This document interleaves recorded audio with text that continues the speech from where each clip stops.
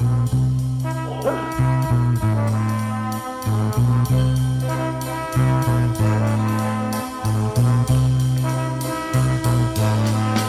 must be lights burning brighter somewhere. Got to be birds flying higher in a sky more blue. Good morning. Welcome to Right Thinking with Steve Copeland. I'm your host, Steve Copeland, and thank you for tuning in. Let's have a great day. Good morning, everybody. Happy Monday morning. I hope that everybody had a wonderful weekend.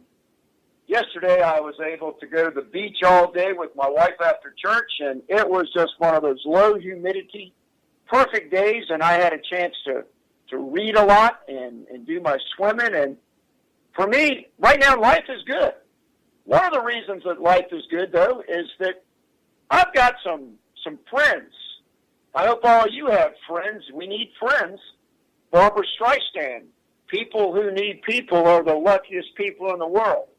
Yeah, things like that. But what I'm saying is that I've got a friend that's been sticking with me for a long time now, and it makes my life just a lot easier. Usually when I'm preparing for my show, Friday I start getting really serious and starting doing my research, getting my notes together, and I spend the better part of the whole weekend doing that. And so the bottom line of that is that this weekend, because I knew that I was going to have a guest on the show that I can count on, it made my life easier. It helped me to relax a great deal. So today, we've got Dave Richards back on, and this is his fourth time on the show. And every time Dave comes on, I have many people reach out to me to say, hey, I like listening to Dave. You ought to have him on more often. So right now, about the best that I can get on the Dave's schedule is about once every month or so. But I really appreciate that. So right now, I'm not going to do a lot of introduction because he's been on 3 times before. Go to rightthink.org, go to the archives, and listen to all of Dave's shows that he's been on. But we're very, very fortunate today to have Dave come on again on the show. So, Dave, good morning. Good morning, Steve. Thank you for the kind introduction and for putting pressure on me to perform. But anyways, thanks. It's actually this is great. Glad to be here, and like you, I consider you a very close friend and business partner, and I just enjoy working with you. So this is fun. Thanks, Dave. Hey, Dave, I don't want it to be any pressure. In fact, what's good about today's show? And I want to let all the listeners in on something here. It's not really easy. Nobody asks to be easy. That's not part of my makeup is that I'm looking for easy. I'm looking for good. But it's not so much that it's easy to do a show. It's not. But when you're working with a partner, some other people that are taking some of that responsibility, you know, we did the mastermind group, a whole show with Don Green, Executive Director of Napoleon Hill Foundation. When you're surrounded by people that have common goals and are all working toward things that are good for other people, it just makes life a lot easier. So I'm sincere when I tell you that I like having Dave on the show because it does make my life easier. I want to start off with just a couple thoughts out here that will get the ball rolling today. This is Psalm 78, verse 72. And David shepherded them with integrity of heart. With skillful hands he led them. Now I want to give you Colossians 3:23. Whatever you do, work at it with all your heart, as working for the Lord, not for men. So, before I put Dave on the spot and ask him to tell me what it was I just wanted him to respond to, I'm not going to do that, Dave. We're past that level now. What it is Dave and I want to talk today about quality and being the kind of person that everything you do in your life is with quality. And so, with that said, I think it's important that I let Dave pick up on that now. the secret to success, or one of the secrets to success that we're trying to introduce today, Dave, is what it is to live a life with quality. So take it from there, Dave. Okay. So I'm going to actually jump back one sentence.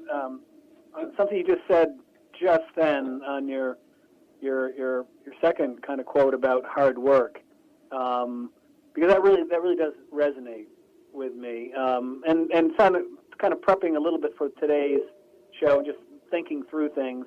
I'm a pretty simple person, and the way I think about, in general, about problems or life is the simpler you can keep it, the better. And so it caused me to think about, like, what are 3 rules that really seem to apply across my life, and the people that I see, and that achieve whatever level of success they're trying to do.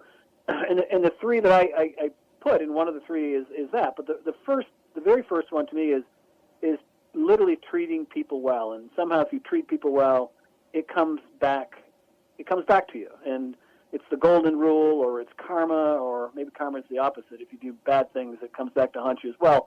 But across the board, those people that I know that treat people well do well. The second, rule for me is exactly what you just said. It's hard work, and it's good for you. I don't know many successful people, and I'm not talking about money. I'm literally just talking about quality of life, where kind of somehow effort is fundamentally good. And as a young person, I don't think I fully appreciated that. Fortunately, I had parents who, kicked my fanny and made me do it. And then, at some point in your life, you realize, it feels good. That's not the kick in the fanny, but the actual hard work is what feels good. You're improving yourself. And so kind of treating people well and hard work. And then the third one is one of your mottos, Steve. It's just the whole notion of planning ahead.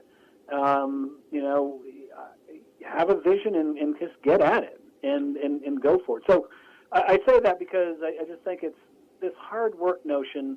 I was talking with someone the other day who was going through a tough time, and they have one of the same strategies I do. When I wake up at 3 o'clock in the morning because I can't sleep and something's on my mind, I don't lay in bed for 2 or 3 hours worrying about it. I get up, and I literally get to work, and I feel better. It relieves stress, and that could just be reading something that improves me or whatever it is.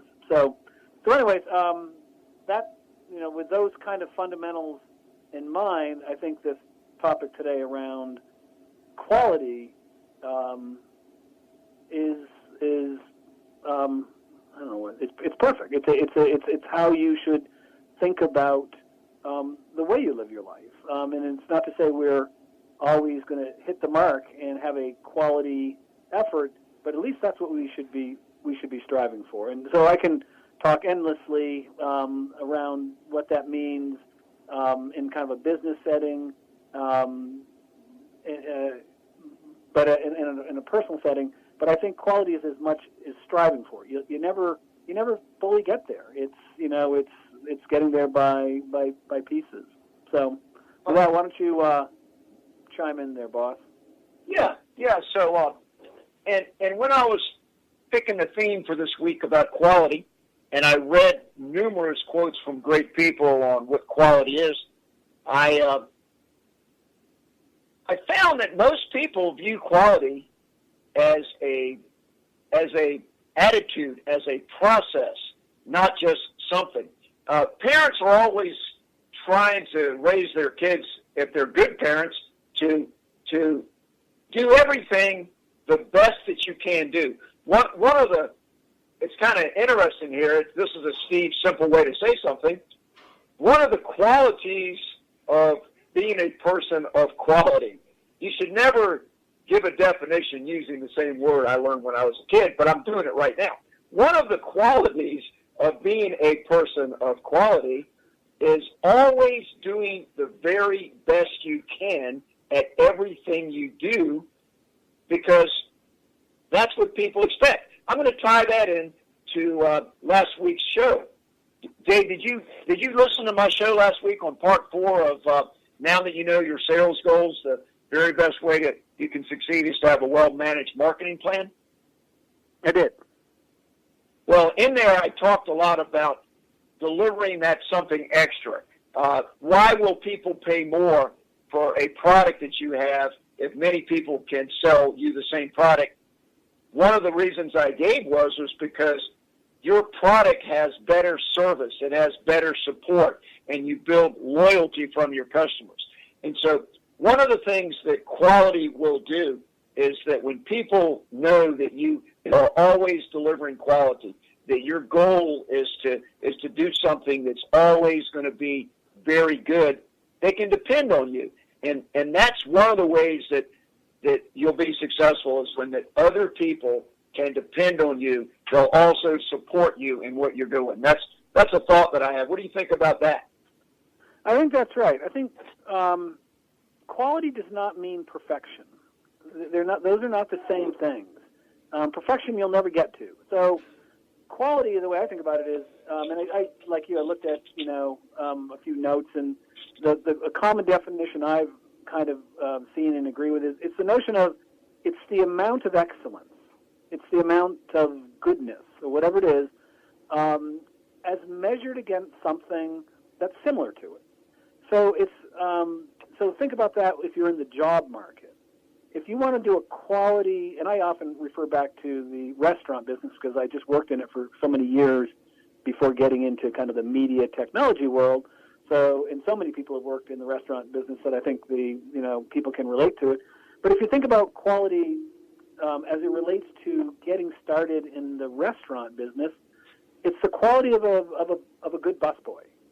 It's the quality of a dishwasher.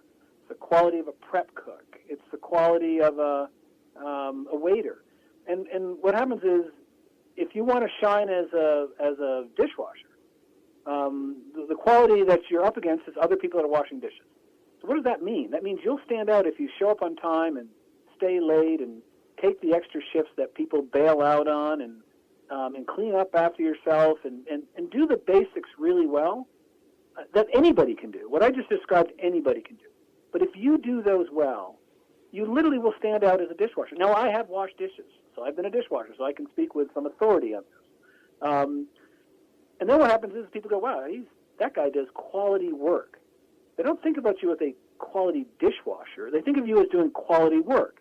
And then they give you another chance. And then you keep moving up the chain because you do quality work in that job. And you don't have to be world class. You don't have to be a superstar in most jobs to do quality work and stand out. So it's a relative term, and that's my view of how you get ahead. You just keep looking at the individual job you're doing and figure out, how do I just do it better than the next guy? And if you're working in a business, that's how you get up. And quite frankly, if you happen to have your own business, whatever it is, yard work, barber shop, retail store, any of these jobs, the way you get ahead is to do it at quality relative to your competitors, and you smile more, you just literally do a better job, you call back sooner, you show up on time, something doesn't go right, you stand behind it, and that's what quality means. And if you do that, people will rehire you, and bosses will promote you, and you keep going forward. Dave, I don't remember, and one of the stuff that I read this weekend about quality. And I was looking into scripture to get some references that I could put out there today. It kind of all came around. I'm gonna kind of speak to this in a roundabout way till I get right to my point. It's a lot of stuff I'm trying to say here. Everything that God created was good, and God is perfection, and we can only strive to try to be like that. We'll never reach that, I'm sure. But as long as we keep striving, when we take pride in what we do, I read something this weekend that said, when you wash a dirty cup, if you wash the inside and get the inside really clean, the outside's going to end up being clean. And what that is speaking to is, you have to go deeper. You can't be external forces controlling everything you do. You have to go deep so that inside yourself, if you genuinely want to do good by people, to do the best